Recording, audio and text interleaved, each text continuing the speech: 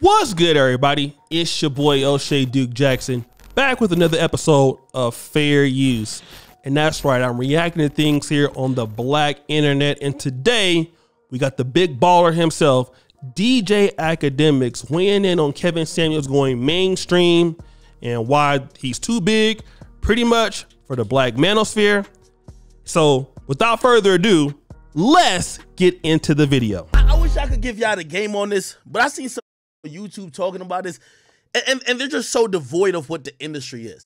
I'm popping on Twitch, on the underground shit still, and I'm in the buildings working with these mainstream level. Those are facts. He ain't a broke ass dude like me.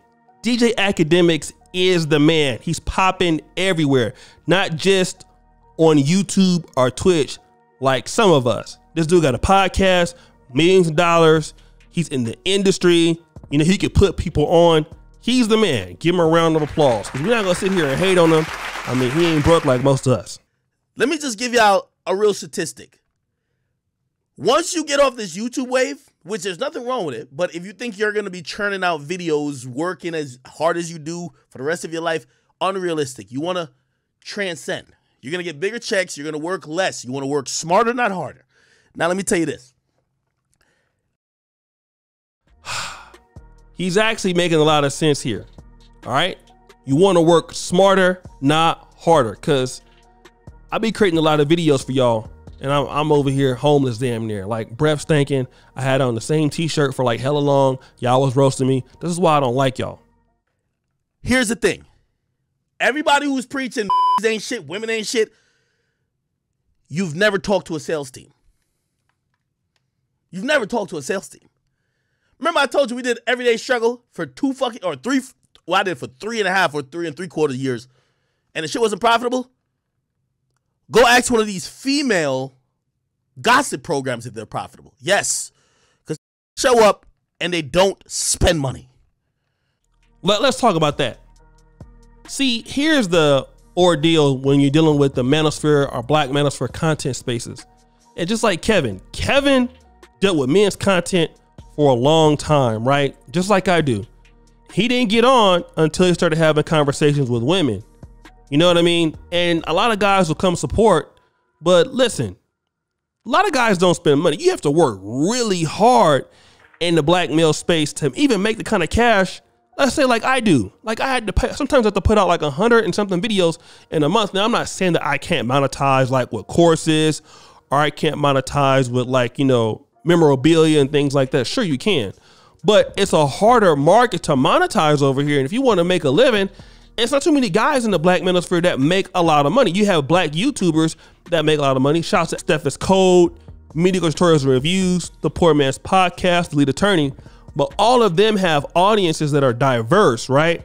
When you're dealing with black male spaces, or just male spaces in particular, especially if it's a black male niche, it's hard to earn over here. So those are facts. Women show up and they spend a shit ton of money. That's why you never hear these R&B acts who ain't popping at the time talking about, oh, they can't sell out a tour. Women spend money like this because, you know, a lot of times they're spending their man money. They don't care. They're spending their man money. They're good. So all y'all do is be like, oh yeah, wait, why should we? Okay. So it's not selling out. Is realizing this year I'm hiring a sales team for my conglomerate. I want to do a lot of things. I want to sell shows. I want to do this, but it's more effective if I get a sales team within house. You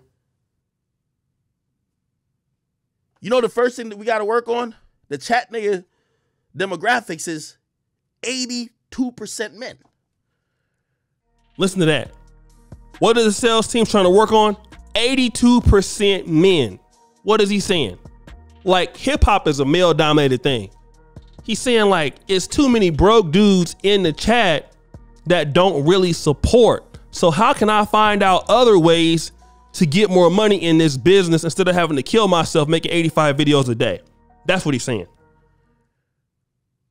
You know, if you have a 30% female audience, they're gonna spend more than 70% of niggas within a certain age range, and depending on If you have a 30% audience, they spend 70% more than guys.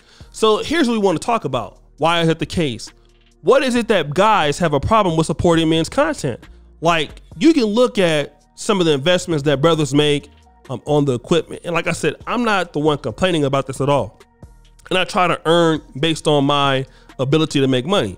But when you see, let's say Tasha K, some of the other females out there, they don't have to put as much energy and effort into dealing with the stuff as we do. So when you want to keep this as a viable business, men tend to be sometimes a little bit more, like, oh, I don't trust that guy. He's a scam artist and all whatnot. So you're dealing with that in the business, scene.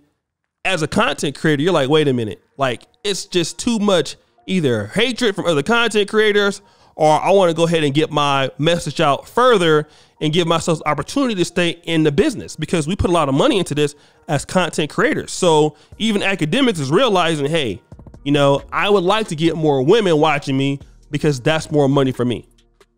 Within a certain age range, and depending on what topic, you gotta be open to women. That's the point I was trying to say. So when you see this nigga tone it down a little bit, when you see him on with Nicki Minaj, he's not wilding. You think he's gonna impress a bunch of niggas who's just gonna give like y'all little $30 and $50 and, like, I'm talking to his world, donations, whatever y'all be giving on the stream is nothing compared to the checks that if a brand wants to stand next to him could give him. You know what? Reaction room! Now, what DJ Academics is saying is straight facts. Now, shout out to all my brothers here on YouTube in the Struggle Stream Nation. I mean, you're begging for cash apps and super chats, trying to make your live stream tizzy, right? But guess what? That little $20, $50, $100, listen, while it's really, really nice to have it, in comparison to the kind of money that Kevin Samuels could get, it ain't shit. How do I know this? Because that money don't even be consistent. Sometimes y'all be don't wanting to give no money, or you go over to the other girl's live stream and give all the money, and then you sitting back here waiting for a super chat, and you be on the stream 30 hours and you make $6. Man, f that. You can go mainstream, give me like a cha-ching sound effect, and get all the money. The point of like this whole mainstream thing is you want to be palatable. It's not selling out. Is knowing that certain shit ain't for everybody. Or you could still be you and put it in a certain way. It's packaging. Mm-hmm. You could still, your philosophy could be bitches ain't shit, but you can't just keep saying that on every platform. Learn to finesse it a little bit. Mm-hmm. I had to learn to finesse it. Remember when I started seeing rap music get a little weird? I could have been like, these niggas, they dance like, I won't say the word. You know what I said? These dudes are flexible. You got to learn how to be. Let me stop the show right there. We know what he's talking about, because guys in hip hop started getting a little bit, Lil Nas X. Instead of saying that, hey, these guys dancing like, he's flexible, right? Because you don't want to offend certain people. He's still being who he is, but not messing up the bag just because you want him to say it, right? He's got bills to pay. He's not going to just start calling people the F-bomb because you want him to say it, because you don't give him no goddamn money in the first place. Let's go. You got to learn how to be skillful. Play with the words. You're playing, if you want to play, you got to play a corporate game. If this is gonna, like, some of these niggas think these dudes is like preacher. You think Kevin Samuels came here to save men? No, nigga, he came here to do business. Mm-hmm. That's what some of these retarded ass niggas be thinking.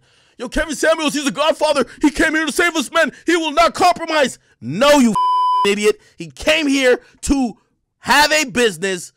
Not saying he's gonna sell his soul, but there's ways you could maneuver. Let me kind of stop right there. So I knew when Kevin came in 2017, even me, right? We wanted to have the black male perspective because there was not a big market out there for African-American men. And I appreciate you guys for what you've done for me and him and everybody else. Give yourself a round of applause, right?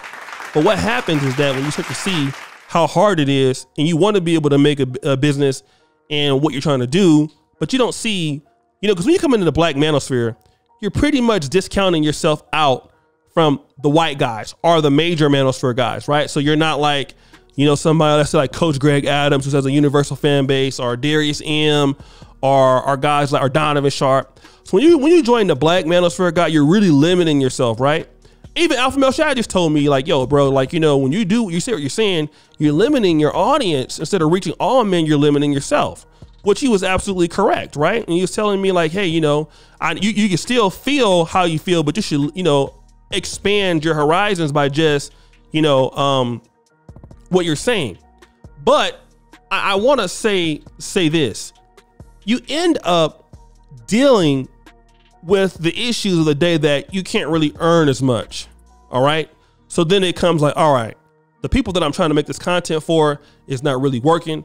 Like if Kevin Samuels was keeping it just real, like with the black males content, he wouldn't be as successful as he is right now.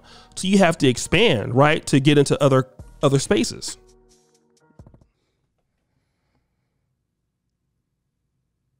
A lot of these niggas, all these niggas who claim they're pro-black, they work with white people.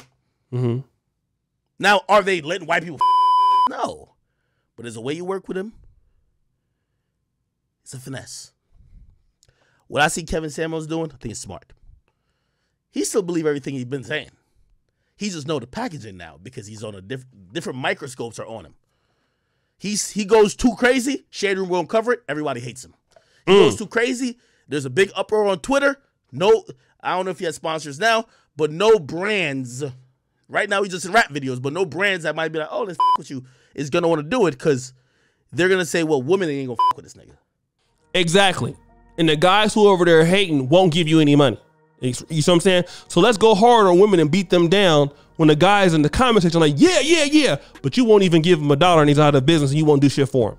You understand what I'm saying? Okay? I'm just giving y'all the game. Okay? Listen. Hey, y'all don't got to listen to me.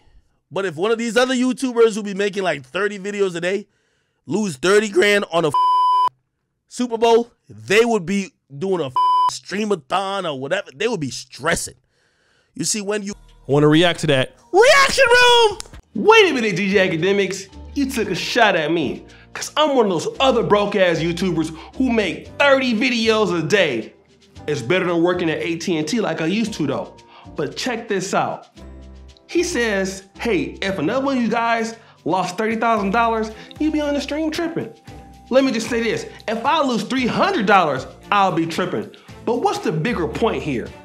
That, hey, listen, Kevin Samuels has bigger opportunities out there to diversify his income instead of dealing on YouTube. YouTube money is good and great. If you're popping, stop the show, like me, because we all know I'm one of the tightest YouTubers out in the game. But damn, don't you want to monetize in different ways? Be good offline? That's exactly what he's saying. But a lot of dudes on YouTube don't understand that. That's because they're out there as Walmart greeters making $5 an hour mad at me. I know you mad, but it's not my fault. You see, when you good in all avenues, you lose the 30 grand and you get back on here and you smiling and you still clowning Ray Sean. You see what I'm talking about? It's not sellout. Nigga, I'm still hard on thoughts. What do you want me to do? You want me to be like no, nigga. I'm too good with words. I'm too good with what I do. I could still be me, but not isolate future business partners. That's what I think Kevin Samuels is. Let me just start right there. What he says is this. I'm still me. I'm still hard on the thizzards. That doesn't mean that I'm still not who I am. I just can say it in a way that doesn't isolate me from future business partners. There's a way to disagree without putting people down. And I think that's a good point. But guys, what do you think? It's your boy, O'Shea Duke Jackson, back at it again with another episode here of Fair Use. Subscribe, hit the bell, check us out on Patreon, guys. Really thank you for all that you do. We're out.